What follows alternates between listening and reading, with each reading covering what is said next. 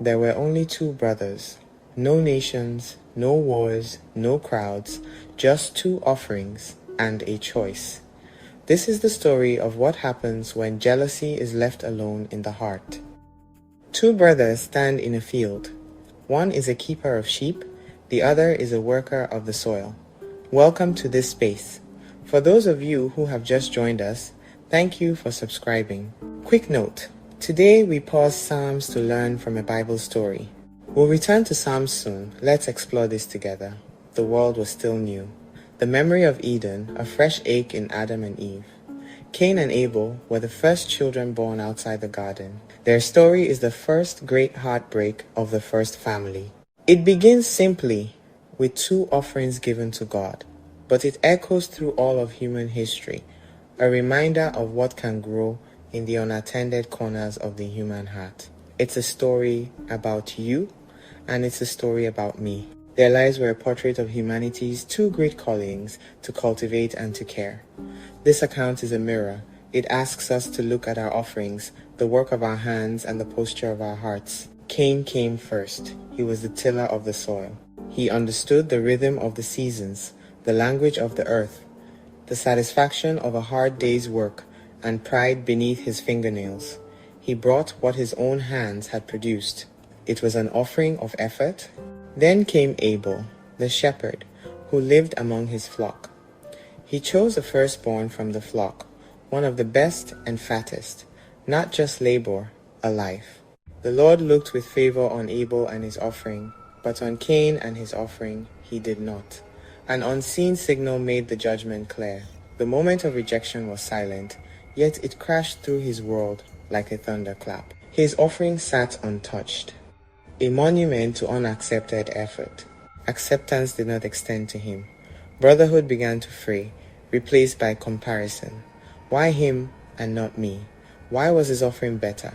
Questions planted seeds of anger in wounded pride. His heart became a field of bitter weeds. He walked from the light of fellowship into shadows of isolation. This is the birthplace of the comparison trap. He stopped looking up to God and looked sideways at his brother, and darkness grew. In this pivotal moment, as Cain's anger smoldered, God did not abandon him. He came to him, not with thunder, but with a quiet, concerned question. Before the sin, there is always a warning. Before the fall, an invitation to stand. God aimed not at the gift, but at Cain's reaction, the turmoil within. He held up a mirror to Cain's soul. A different way forward was still open. And the Lord said unto Cain, Why art thou wroth? And why is thy countenance fallen? If thou doest well, shalt thou not be accepted? And if thou doest not well, sin lieth at the door, and unto thee shall be his desire, and thou shalt rule over him. Sin lies in wait like a beast at the door, but you must rule over it. One path, restoration. Do what is right. Humble yourself. Change your heart. Try again with the right posture. The other path, destruction. Be mastered by the beast at your door. Cain did not listen.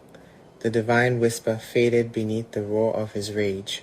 Let's go out to the field. While they were in the field, Cain attacked his brother Abel and killed him.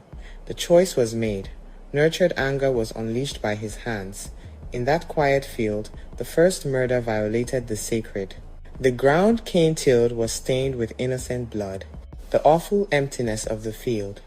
No longer a farmer, no longer a brother, a murderer. The beast devoured him completely. Where is your brother Abel? I don't know. Am I my brother's keeper? What have you done? Listen, your brother's blood cries out to me from the ground. The consequence was not death, but a life of restless wandering. The ground he loved was now cursed for him. When you work the ground, it will no longer yield its crops for you. You will be a restless wanderer on the earth. My punishment is more than I can bear. In mercy, God placed a mark on Cain, not shame, but protection. Not so.